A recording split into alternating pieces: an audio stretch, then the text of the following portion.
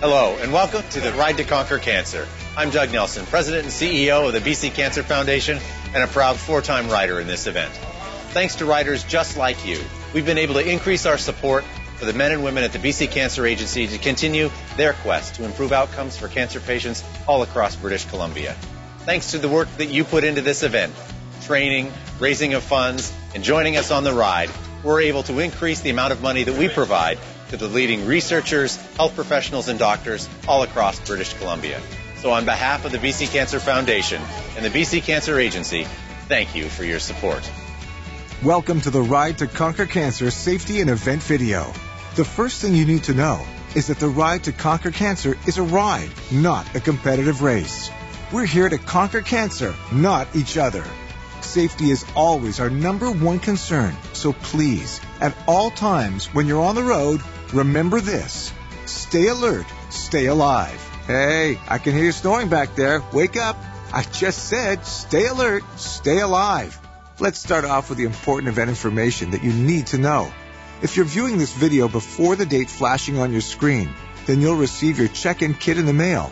If you're viewing this video after the date flashing on your screen, you can pick up your packet at bike drop-off on Friday or on Saturday a.m.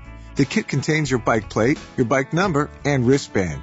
Your wristband is your ride passport. It has your name, your rider number, and our emergency hotline number on it. You must wear it for the entire duration of the event. There will be an optional bike drop-off on the Friday before the ride. It's optional, but think about it. Do you really want to haul your bike, gear, and luggage through a crowd of hundreds on the morning of the event? Hardly. I didn't think you would. There's already enough to take care of that morning. So do yourself and everybody around you a favor. Drop off your bike on Friday night. You won't be sorry. On Saturday morning, arrive early. Don't wait to the last possible second to get here. We've got thousands of people participating, and we don't want to start without you. When you arrive to the start location, the first thing you should do is drop off your gear at any gear truck. If you didn't receive your check-in kit in the mail, then go to the check-in area to pick it up. You can also drop off any last-minute donations while you're there. Also, on Saturday morning, faster riders should move to the front of the pack near the stage before the riders take off. When you arrive at camp on Saturday, you must leave your bike in the secure bike parking area. Okay, so now the fun stuff. We've got some mandatory rules to go over. Number 1, you must obey all traffic laws. That's right. Violation of traffic laws will result in immediate expulsion from the ride and may result in a traffic citation from local police, and you could serve a life sentence behind bars. Ah, you heard that, didn't you? Good, you're still awake. Remember, stay alert, stay alive. Number 2, you must wear a helmet, and it must be securely fastened at all times when you're on your bike during the ride. Number 3, use of iPods, MP3 players, radios, or mobile phones, even if you have a Bluetooth earpiece, is strictly prohibited while you're on your bike. You are encouraged to bring a mobile phone with you, but you must pull off of the route to use it. Number 4, drafting behind other cyclists can be dangerous and leaves very little room for error. This technique should never be used unless you are an advanced rider. Now, I understand that some of you may think that you're an advanced rider, but when I say advanced, I really do mean advanced. It is also strictly forbidden, no matter who you are, in high-traffic areas or on roads with frequent intersections. We don't want any serious accidents. Number 5, passing other cyclists on the right is extremely dangerous and therefore strictly prohibited.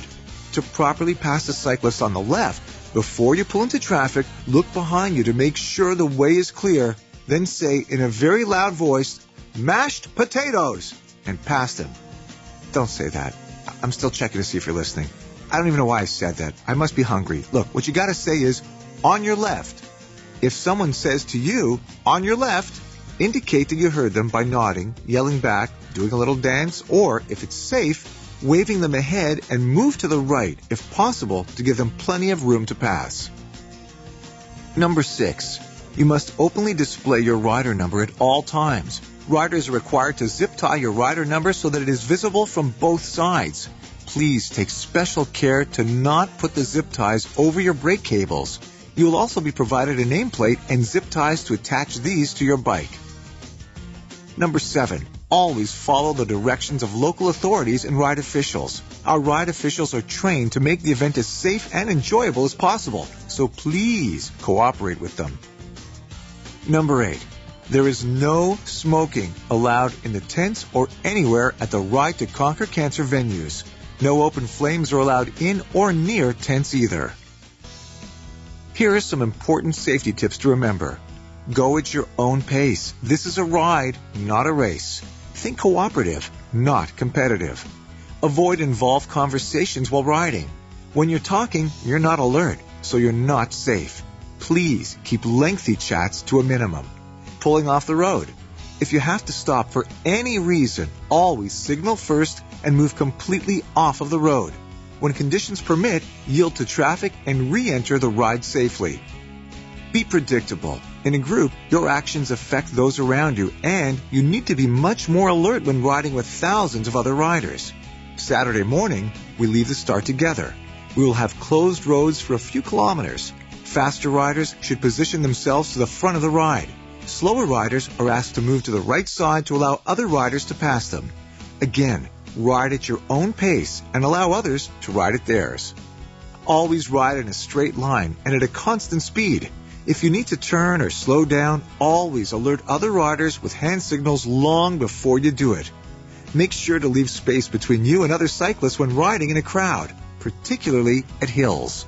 You should always be at least one bicycle length behind the rider in front of you, especially at the beginning of the day when everyone is in a pack and still getting their sea legs. This will give you time to react to the riders around you. To let a passing support vehicle know everything is okay, use a thumbs up signal and keep your thumb up as the vehicle goes by so it is visible in the driver's rear view mirror. If you need help or assistance, pull off to the side of the road and give a thumbs down signal, or raise your arms and cross them above your head. Make sure you always watch out for road hazards such as potholes, gravel, or broken glass. Be courteous and call or point out these hazards to the cyclist behind you. Clip in safely. The most common place to have to use your toe clips or clipless pedals is at an intersection. If your feet don't immediately clip in, ride through the intersection and then clip in once you've made it across. Always be cautious when riding across railroad tracks. Cross at 90 degrees and coast across. If you turn or brake, your tires may slip into the tracks and cause you to fall. When riding on trails, be careful not to take over the entire trail. Ride single file and make audible signals when passing. In the event of rain, the ride continues. Please be prepared with whatever wet or cold weather gear you might need. Also, take extra care while you ride. Rain decreases your bike's ability to slow and brake, so accidents happen more often. Downhill riding requires every ounce of your focus. Make sure both hands are on your brakes at all times and ready to pull them both on an instant's notice. If you only use your front brakes, you could flip over the handlebars, and this isn't bike-nastics. Never stop in areas where the shoulders narrow or where there is no designated turnout, and never cross the road to stop. If there is an emergency, call 911 first, then call the hotline number on your wristband and alert us. If you do not have a phone, then either wait for an official event vehicle, stop a car, or stop another participant and ask them to alert the next pit stop as quickly as possible. At times during the ride, you'll pass enthusiastic spectators who want to congratulate you. Let them cheer you on, but please never put out your hand to high-five them or ask someone for their phone number. That's why Craigslist has a missed connection section. This is incredibly dangerous to you and to them. In addition to your safety, your health is an important priority. Follow these guidelines and you'll be able to prevent typical health problems that come with this type of athletic event. Hydration. Always drink water before you are thirsty to avoid dehydration, and sports drinks like Gatorade to avoid a low-sodium condition called hyponatremia. Both conditions are potentially fatal, and both are totally avoidable if you hydrate. Special note, we will not be providing individual water bottles, but we will be providing plenty of water and sports drinks to refill your own water bottle or Camelback. So please bring a water bottle on day one. We have lined the route with portable toilets at every pit stop, every 25 to 30 kilometers. Do not avoid drinking water because you fear you won't have access to a toilet. Really, people, You'll be able to pee, I promise you. You must also eat throughout the day. You'll be working hard and you need to fuel your body. When you arrive at camp, keep hydrating for the remainder of the day and evening. You should wake up at least once during the night to use the washroom. Okay, fine, porta potty. Also, be sure to eat as much as your body wants at dinner. Stretch often, stretch before, during, and after your day's ride. If you are hurt or unable to continue for any reason, please take advantage of the transport services. It's more important that you stay healthy and avoid injury than hurt yourself trying to ride every kilometer. There is no shame whatsoever in riding into camp on a sweet vehicle. You did your best. Finally, a note about treatment versus prevention. Our medical crew, EMS, and local hospitals are standing by if you have a problem. But many problems you might encounter can be prevented by you. Listen to your body and monitor how you feel. Continually check yourself and those around you. And don't forget to hydrate. After your first day on the road, you'll arrive at camp where you'll enjoy dinner, entertainment, and a good night's rest. Here are a few things you need to know to make camp the fun, restful experience it needs to be. When you finally make your way to your tent for the night, be courteous by being as quiet as possible. Everyone needs a good night's rest. Crew and staff members have been assigned overnight security and dispatch duties. If you need assistance during the night, please look for one of the roaming security guards or head to the medical tent. If you ever need to locate staff or crew while at camp, staff are in black shirts with the word staff printed clearly, and crew members wear shirts with crew printed clearly. If you are not feeling well or have a medical issue, go to the medical tent. Medical crew members will be wearing red t-shirts with medical printed clearly. As we reach the end of the ride safety video, we'd like to leave you with our ride safety message. Stay alert, stay alive. We want your ride experience to be fun, inspiring, and injury-free. And thank you again for your participation.